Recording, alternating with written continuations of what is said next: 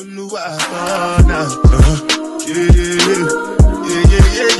guys, welcome back to my channel. Today's video will be a little bit piggybacking off the last video that I did about content creation. I asked you guys on TikTok and Instagram, what are some things that you want to know more about when it comes to content creation? So again, you already know the vibes. I always slip into my PJs. We want to make this like a girl talk type of feel because I always preach that anybody can do this. So I'm coming to you from an authentic, real place of love where I feel like everybody needs to get up and make the content if that's something that you want to do, of course. So the last time we talked, I had got up to 3,000 followers from 900 followers on Instagram. That was roughly 1 month ago. So today's date is January 22nd. So we were talking around May 22nd. I came to you guys. We talked about some content creator things that I was doing to kind of grow my Instagram. So at first I was stuck at 900 and I was not able to grow for months, maybe even a year or two. So with that being said, I took some strategies that I learned myself and kind of put them into practice on my Instagram. Now my TikTok, I kind of really had that under the bag. Once I made a new account, I was able to grow substantially on TikTok. Everybody always states that it's very much easier to grow on TikTok. So from the last conversation, we were at around 3,400 followers. Today, 1 month later, we currently sit at 17.8K followers. We have took Instagram by storm. I'm very excited about that because it was just one of those things that I'm like, if you know me and you've been following me for a while, I will post in my stories like, I don't know what it is about Instagram, I'm just not able to grow here. Basically telling y'all that I was not able to grow there, but now I have substantially grown and I'm almost at 20,000 followers on Instagram. That is major key to me. So I'm very excited to share some of my techniques that I figured out over the time. It's this month on how to grow over however many followers that is, almost over 10,000 followers in that short amount of time that we've last spoken. So I'm going to go over some techniques and then I'm also going to answer some questions that you guys had on Instagram and TikTok.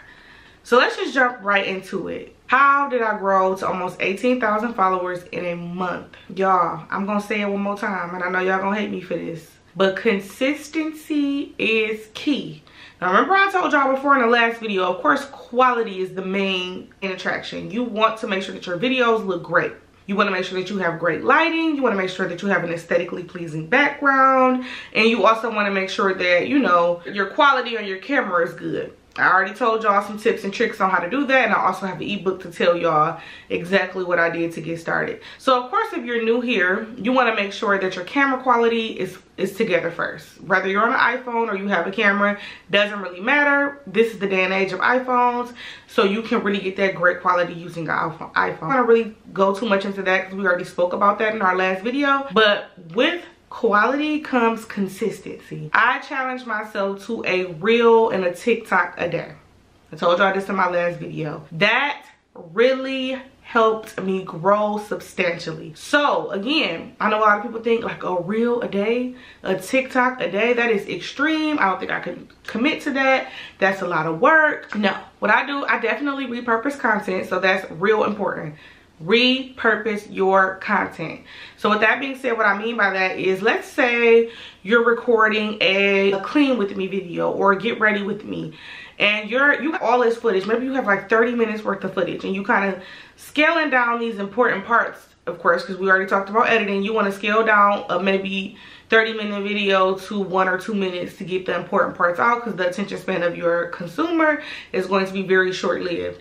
So with that being said, you have all this footage though, so maybe you can flip some things around. Maybe the first time you show yourself cleaning, maybe the next video you could repurpose it and kind of do like an ASMR cleaning video. So maybe one video you can do with sound, and then maybe the second video you maybe can just, you know, do the clips of you kind of slamming things down or opening your dishwasher and putting your dishes up. So you got 2 different content videos with 1 set of footage. Does that make sense?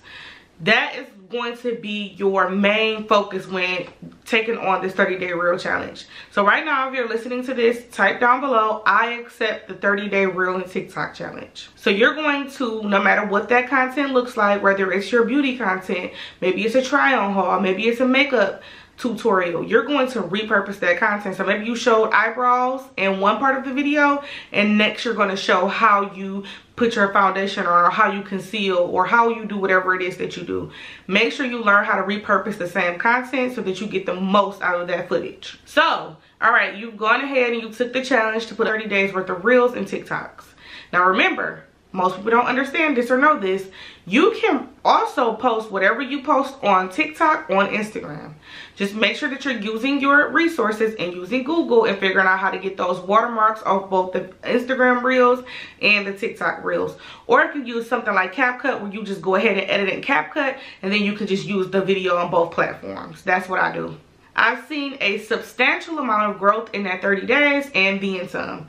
So again, we were at 3,400 followers the last time we talked, and now we sit at about 17.8K followers on Instagram. So again, clap it up for me, y'all.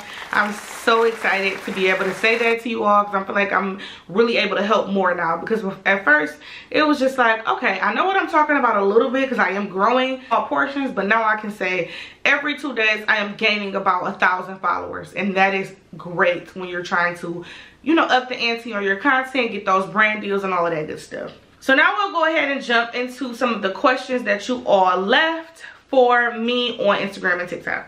All right, so one of the questions that if you see me looking down, that's because I have a few notes here that I wrote down for you guys so that I can answer some questions. So one of the first things that you guys asked about was how to use hashtags and how to reach more people. And I think that's a really, really important question. I think for TikTok, and this could just be me thinking that, and it could work the same for Instagram, but I think for TikTok kind of overranks Google for searches. So it's gonna be really important for you to use those hashtags when you're talking about TikTok, because people go to TikTok, and I know I'm guilty of it. I go to TikTok to figure out what restaurant I want to go to if I'm in a certain city, like where's the popping spots if I go out of town. You want to make sure that you're using those hashtags. Let's say you're a beauty creator and you want somebody to know about the new concealer that you just found. You want to make sure that you say, you know, you're saying like Sephora finds, Blase Splee concealer. You want to make sure that you're maximizing not only your hashtags but your caption. I think both TikTok and Instagram has up the ante on their character limits for captions.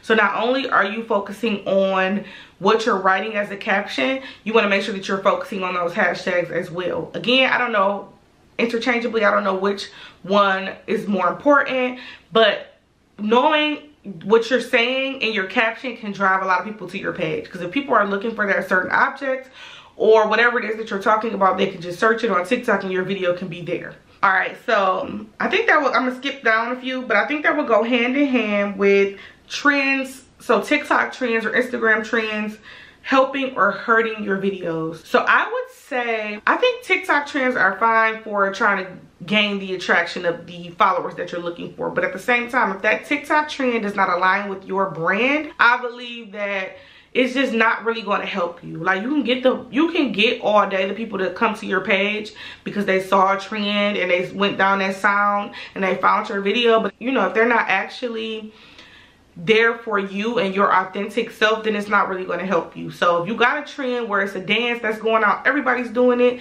oh cool, they may like the way you do the dance, but they're gonna be on to the next person that's doing that dance. You get what I'm saying? It's more so on your niche, rather it be a whole bunch of niches than one, because I feel like I don't have a specific niche. I feel like I'm lifestyle, I feel like I'm fashion, I feel like I am cleaning. I feel like I'm a lot of things in one. But if you can get all of that and get people to like you for those specific niches, then you'll be good to go. So I would consider myself a lifestyle content creator, because I have so much stuff going on my page. It's not just one specific thing. I'm not just only doing makeup, I'm not just only doing hauls, I'm not just only cleaning my apartment. You get what I'm saying? I say stay away from the trends. I think that they do help, but also when I think trends, I say go for the trends of sound. So let's say you're doing something in your niche, just be sure to place something in the background of a trending sound. So you want to make sure that you're adding those trending sounds to those videos that are specific to your niche. Also, while we're here on trending sounds, I see a lot of content creators mess up, or upcoming content, with the sound. You have to understand that you have to, if you're speaking over or doing a voiceover, you want to make sure that you're going to the volume of that sound and sliding it down. So you want to make sure that we're able to clearly hear you over that music, or if it's if it's a song with lyrics, you want to definitely make sure that you have the sound all the way down, or maybe pick something that has more of an instrumental vibe if you're doing a voiceover. So that's really important. Don't get something and put these loud words and we're trying to hear you talk at the same time as the sound is playing on your TikTok or reel. So keep that in mind. That's a good thing to think about. Promoting and branding yourself. I believe that kind of goes hand in hand with everything that we kind of just talked about. I just want to say with that, just be authentic. Like, of course, you're going to have your content creator voice. Like, you know, you're going to be a little bit different in your approach, maybe than how you would talk with friends. But I would just also say, don't be too far off from who you are. Like, yeah, I got my YouTube voice on, but I'm sure the people that know me can vouch for me. Like, this is how I talk. You know what I'm saying? So don't try to be like this. Hey guys, today we're going to, you know what I'm saying? That, for me, that doesn't work. Like, be authentically you. If you're from somewhere where y'all say, what up, though? Like, you know what I'm saying? Like, you could come on and say, what up, though, y'all? This Lex. I'm here to say blah, blah, blah. You know what I'm saying? You want to be really authentic and promoting yourself and catching that audience, because people love authenticity. Like, if you're not yourself, you're not going to get very far in this content creator game. You're not going to win being some fake YouTuber. Hey guys, we're going to prank my boyfriend. Like, no. You could come on and be like, y'all, today I'm pranking so-and-so. You know what I'm saying? Like, if that's your personality. Like, don't go and get that vibe. You get what I'm saying? Alright, so another person just kind of asked about editing. I can't really go into editing too much on here because I would have to kind of show y'all exactly what I do step by step. I do have an editing course that I do link below all my videos. So if that's something you're interested in, I do have a link down there to show you kind of how I edit my TikToks. But with that being said, if you don't want to get that, understandable, that's fine. You just want to make sure that you're taking out all of the unnecessary clips that does not go with your video. So again, I always use the reference, like, I clean my apartment for the most part on Sundays, and that's kind of like my pop-in content. If I was recording a video of me cleaning my apartment and I was walking from the bathroom to the kitchen and the video was capturing that, I would definitely take out me walking from the bathroom to the kitchen. I would clip that out and then show me cleaning the kitchen, if that makes sense. So I'll just say that and we'll move on to the next thing. Okay. Best way to get your audience to engage with you, or best way to engage your audience to interact with you, is what she said. I think that kind of goes without saying. You want to make sure that if you are getting that traction and you do start to gain an audience within that first day, and I would say within that first few hours, if people are commenting on your video and you're just leaving them on red, your video is not going to continue to boost.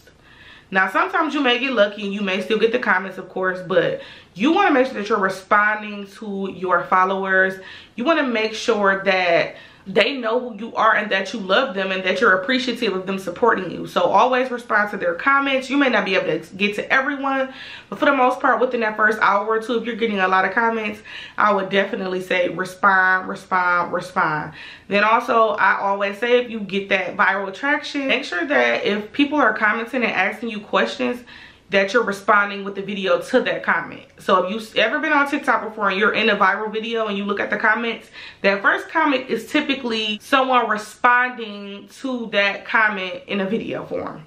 So always do that. Make sure that you can continue to have that traction. So if you have that viral video and when they click in the comments and they see you have a response video to your viral video, then they're going to continue to like that video and continue to like the rest of your videos. I think that that's a really good thing to note when you're going viral.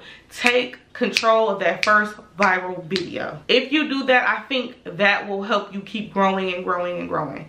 If you take that viral video and you don't respond in any of your comments, or you don't respond in the video, or whatever the case may be, and a couple of days go by, they're going to forget about you. You got to understand, the market is definitely saturated, so you got to understand, right up under you is another content creator that is there to grasp their attention. So make sure that you're commenting and they can remember you. You want to leave your mark in order for them to grow with you and support you. All right, so another person just kind of asked, would I be considering taking on mentorships or maybe coaching calls? I'm really trying to figure out how to maintain that along with working full-time and then having a second job and then having a small business. So yes, that is something that I do want to transition to, because that is something that I'm very passionate about. So I do plan to take on some of you guys as mentees, or maybe just scheduling coaching calls with you guys, so you can kind of ask me specific questions that you may have that I can't get to in the comments if it's a video that goes viral or it's a whole bunch of comments and you may have certain questions and I don't get to see every single DM because I have a request sign and then a hidden request. So yes, that will be available in the near future. Just be patient with me. And then like I tell everybody else, always turn on your post notifications on YouTube here and then also on Instagram so that you're always notified when I'm releasing something new, and you can be one of the first people to get notified about that. All right, so the last question that I had, and honestly I saw this one on a video that I did before, and somebody just kind of wanted to know, how do you manage all of your brand deals and your 1099 income? Now, call me old school, but I got a whole Mac computer sitting right here, but this helps me maintain everything that I got going on. I can see it, I can put it in my hands. I know I can do a digital footprint, I can have a calendar, and I can say, oh, this content is due on this day. But for me, I'm a hands-on person. I need to see this, I need to write it down myself. I need to know that this is due today. I need to be able to flip a page and say, this is what the content requires, this is what they need from you. So you have this to always look back on. Technology does not always work, so of course you want to have something that you can have in your hand to look back and say, okay, this is the video that I need to do for today, this is what they require, these are the things they want us to say about the products. You can do all of that and hand write it out into a planner. So me personally, I recommend getting a planner if you're a hands-on person. But of course, if you have a computer, you can go in and do a Google Calendar and say, this content is due this day, put the requirements down in the calendar, and then kind of like the same concept, but digitally. 1099 income. They're going to make sure that they let you know exactly how you're going to be paid. So with this little book or with your digital calendar, you can go in and say, hey, this one required PayPal payments. This one required a 1099 or a W9, so that you know at the end of the year you're going to be expecting a 1099. So write all of those things in your notes so that you can know the payment you're looking for. So with that being said, this is the end of the video. I hope I was able to drop a lot of gems for you guys. Thank you guys so much for the support, the growth on Instagram, the growth on TikTok, the growth on here. If you have any other things that you would like to see me create, go ahead and drop them down below, and I'll see you guys in the next video.